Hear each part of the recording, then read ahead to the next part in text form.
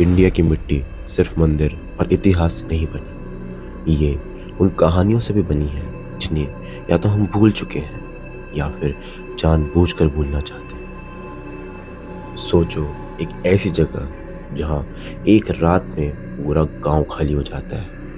ना कोई खून के निशान, ना कोई जंग और ना ही कोई चीख पुकार। सोचो, एक ऐसा हीरा जो जिसके हाथ में भी आया उसके साथ तख्त भी आई और तबाही भी। और एक ऐसा शब्द जो माँ बाप अपने बच्चों के कान में धीरे से बोलते थे, जिससे रात के अंधेरे में उनके पास कोई पहुंच ना पाए। ये कहानियाँ सिर्फ फोकलोर नहीं है, ये वो रहस्य है जहाँ इतिहास, धर्म और इंसानी दिमाग तीनों एक दूसरे से टकराते हैं। इस वीडियो में हम देखेंगे भारत के 5 ऐसे छुपे रहस्य जिन पे सवाल उठाना आसान नहीं और उन पर जवाब मिलना उससे भी मुश्किल है। लेकिन एक बात याद रखना, चैप्टर 4 तक पहुंचते पहुंचते आप अपनी सोच पर ही सवाल उठाने लग जाएंगे। क्या ये सिर्फ कहानियां हैं या इतिहास के वो सच जो हमें स्कूल की किताबों में नहीं पढ़ाएंगे?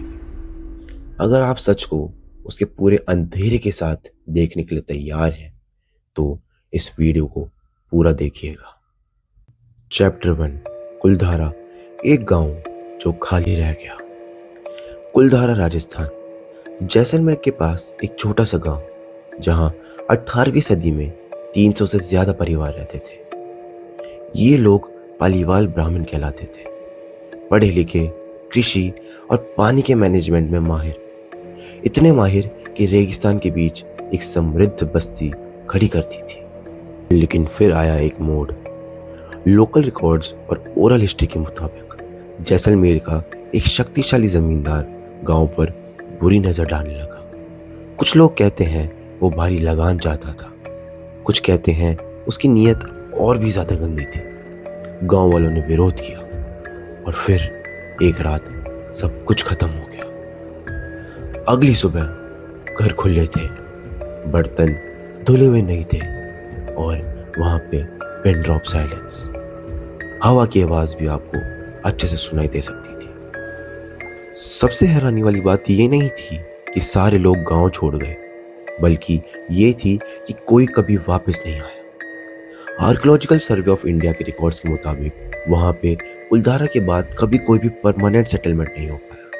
लोगों ने वहां बसने की कोशिश जरूर करी, पर या तो वो बीमार पड़ गए या उनके साथ कुछ ऐसा हुआ कि उन्होंने वो जगह तुरंत छोड़ दी। यहीं से जन्म लेता है कुलधारा का श्राप। लोग कहते हैं गांव वालों ने इस जमीन को श्रापित कर दिया कि कोई भी यहाँ पे कभी भी सुकून की जिंदगी नहीं जी पाएगा। और यही हुआ, आज तक भी उस जमीन पर कोई नहीं रह पाया है। साइंटिफिक नजरिए से देखें तो मास माइग्रेशन, ट्रॉमा और कलेक्टिव बिलीफ कभी कभी जगह की इमेज को हमेशा के लिए बदल देते हैं। पर सवाल ये है, क्या ये सिर्फ बिलीव था या कुछ ऐसा जो हम अभी तक भी नहीं समझ पाए?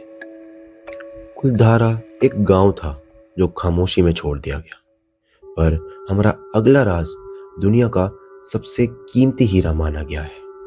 वो जिसके पास भी गया वो ज्यादा दिन तक शक्तिशाली नहीं बच पाया। उस हीरे का नाम था कोहिनूर।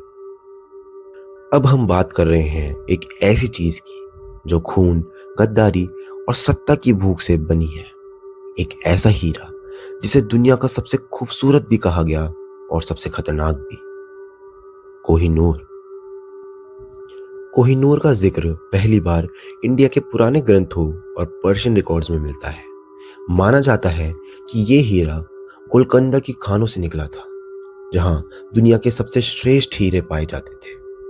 उस समय कोहिनूर सिर्फ एक रत्न नहीं था, ये सत्ता का प्रतीक था।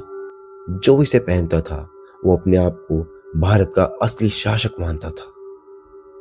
पर यहीं से शुरू होता है एक अजीब पैटर्न। दिल्ली सल्तनत से लेकर मुगल साम्राज्य तक जिसके पास भी ये हीरा आया, उसका साम्राज्य ज्यादा दिन तक नहीं टिक पाया।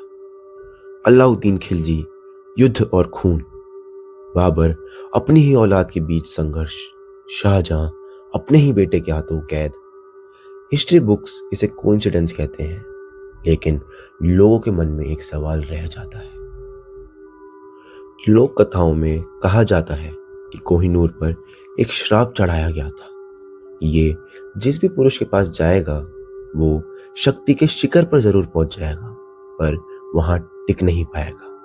इसलिए देखा गया कि जब ये ब्रिटेन पहुंचा तो कोहिनूर को ब्रिटिश के किंग क्राउन में नहीं डाला गया, सिर्फ महिला शासक के क्राउन में डाला गया। पर इतिहासकार इस बात को अलग नजरिए से देखते हैं। उनके मुताबिक कोहिनूर हमेशा पावर स्ट्रगल के सेंटर में रहा। जहां सत्ता होती है वहां युद्ध, गद्दारी और पतन भी होता है। इसलिए श्राप शायद हीरे में नहीं, इंसान की लालच में था। तो असली सवाल ये है कि क्या कोहिनूर एक श्रापित रत्न था, या वो इतिहास का एक ऐसा आईना था जो हमको दिखाता है कि शक्ति और पावर मिलने के बाद एक इंसान किस तरह से बदल जाता है, लालच एक इंसान को किस तरह से बदल देता है। अगला रहस्य और भी ज्यादा अजीब है। ऐसा गाना जो कहने के लिए तो बच्चों के लिए गाया जाता था, पर असल में वो किसी और के लिए था। कर्नाटका के कुछ पुराने शहरों और बस्तियों में रात के अंधेरे में जब हवा अचानक ठंडी हो जाती थी तो घरों के दरवाजों पर एक अजीब सा शब्द लिखा होता था, नलेबा। इसका मतलब होता है कल आना। पर सवाल ये है कि किससे कल आने को कहा जा रहा है। ये कोई नॉर्मल वार्निंग नहीं थी, ये पूरी बस्ती, पूरे गांव का कलेक्टिव फियर था। कहानी के मुताबिक रात के वक्त एक अजीब सी आवाज सुनाई देती थी, कभी बच्चे की, कभी किसी अपने जैसे। लोग कहते थे कि अगर आपने दरवाजा खोला तो वो आवाज आपको अपने साथ ले जाती, और जो लोग गए वो कभी वापस नहीं आए। इस चीज से गांव वालों ने एक चीज सीखी कि रात को दरवाजा कभी नहीं खोलना है। पर ये काफी नहीं था। उन्होंने दरवाजे के बाहर नलेबा लिखना चालू किया। ये एक साइकोलॉजिकल ट्रिक थी जिससे उन्हें सुकून मिलता था कि जो भी एंटिटी या जो भी पावर या प्रेजेंस वहां पे मौजूद थी वो उनके घर एंटर नहीं कर पाएगी। समय के साथ ये लिखने का पैटर्न रिचुअल बन गया। बच्चे भी जानते थे रात को आवाज आए तो चुप रहना है। अब यहाँ एक और लेयर है जो इस कहानी को और गहरा बना देती है। साइकोलॉजी के हिसाब से जब पूरी कम्युनिटी एक बिलीफ को सच मानने लगती है, रियलिटी मानने लगती है, तो वो एक सच की तरह एक्ट करने लगता है। इस चीज को कहा गया है मास कंडीशनिंग। रात की खामोशी, अंधेरा और इमेजिनेशन, ये तीन चीजें मिलकर दिमाग को कंफ्यूज कर देती है। और जब फियर कंट्रोल में आ जाती है तो सर्वाइवल का सबसे पावरफुल रूल एक्टिवेट होता है, अवॉइडेंस। नलेबा सिर्फ एक शब्द नहीं था, ये फियर और सेफ्टी के बीच में एक बाउंड्री थी। आज भी नलेबा पुराने घरों में मिल जाता है, पर दरवाजों पर नहीं, उनकी यादों में। आज भी ये कहानी बच्चों को सुनाई जाती है और बच्चे इससे काफी ज्यादा डरते हैं। पर सवाल ये है, क्या सच में नलेबा सिर्फ एक साइकोलॉजिकल फिनोमिनन था, या एक ऐसा सच जो सिर्फ रात में सुनाई देता था?